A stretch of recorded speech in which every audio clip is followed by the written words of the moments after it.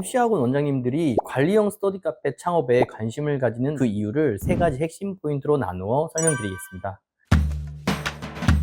안녕하세요. 프로젝트 12 관리형 스터디 카페 대표 최호석입니다. 최근에 입시학원 국어, 수학, 영어 원장님들이 강사님분들 혹은 기존의 독서실이나 공간 대여형 스터디 카페를 운영하시는 분들이 관리형 스터디 카페 창업을 문의하는 분들이 많으십니다.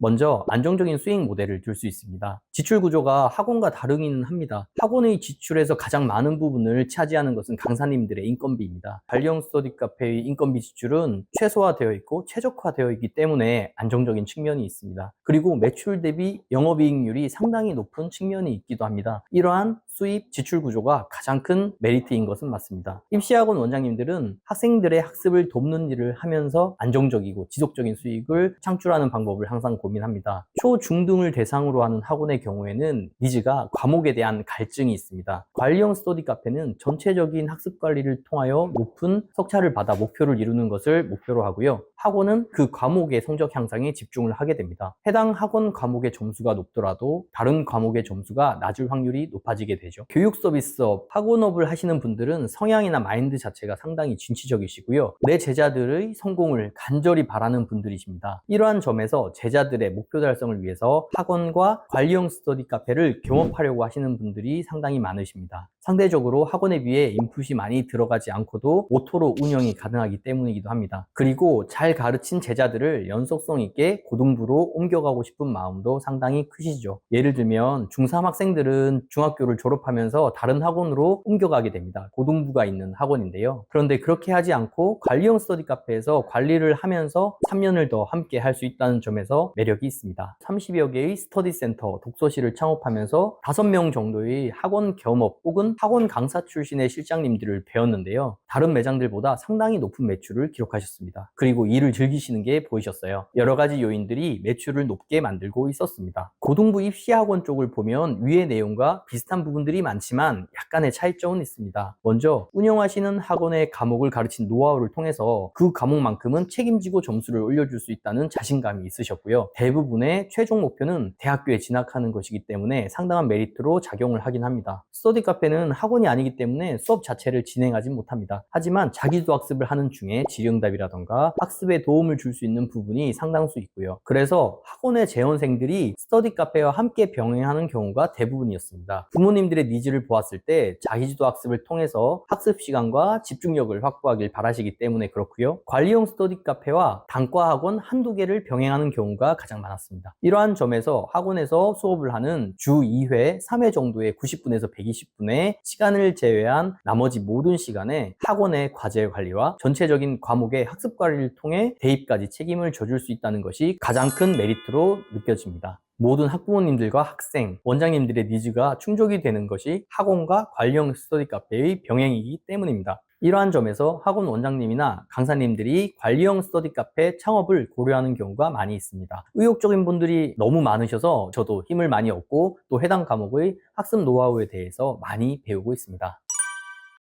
두 번째로는 학원 운영 경험을 활용할 수 있다는 점입니다. 입시학원 원장님들은 이미 학생 관리와 학습 환경 조성에 대한 경험이 풍부하신 분들입니다. 이 경험을 바탕으로 관리형 스터디 카페에서는 학생들이 집중할 수 있는 환경을 만드는 데 유리합니다. 차이점은 조금 더 데이터 분석적인 부분이 있고요. IT 서비스를 활용한다는 점에서 운영 관리가 쉬운 부분이 있습니다. 관리형 스터디 카페는 기본적으로 관리와 지도가 필요합니다. 직접 혹은 교육을 받은 실장님들을 통해서 관리를 하실 수 있습니다. 따라서 원장님들은 학원에서 사용했던 관리 시스템, 시간표 관리, 학생들의 학습 진도 체크, 상담이라던가 학부모 관리 등의 경험이 관리형 스터디 카페 운영에 그대로 적용이 될 수 있습니다. 즉, 기존에 가진 경험과 노하우를 그대로 관리형 스터디 카페에 접목시킬 수 있다는 점에서 창업에 대한 성공 확률을 높이실 수 있습니다.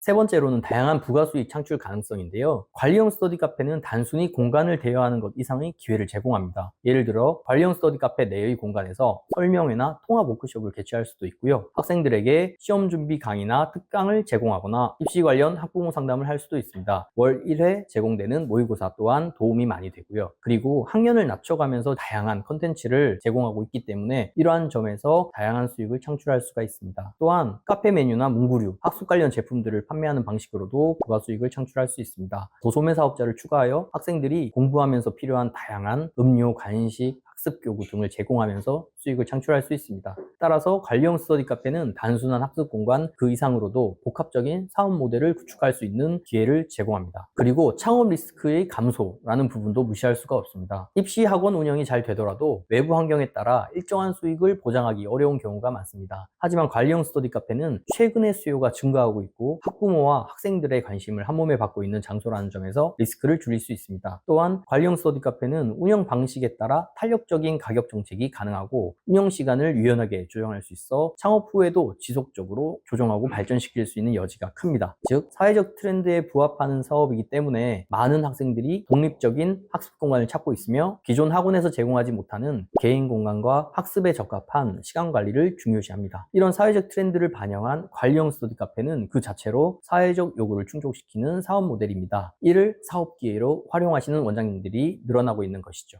네, 이렇게 오늘은 학원 원장님들이 관리형 스터디 카페 창업에 관심을 가지는 이유에 대해 알아보았습니다. 이제 여러분들도 이 사업이 왜 매력적인지 그리고 어떻게 창업할 수 있는지에 대해 조금 더 구체적인 아이디어를 얻으셨기를 바랍니다. 혹시 더 궁금한 점이 있거나 창업에 관련된 질문이 있다면 언제든지 편하게 문의 주세요. 감사합니다.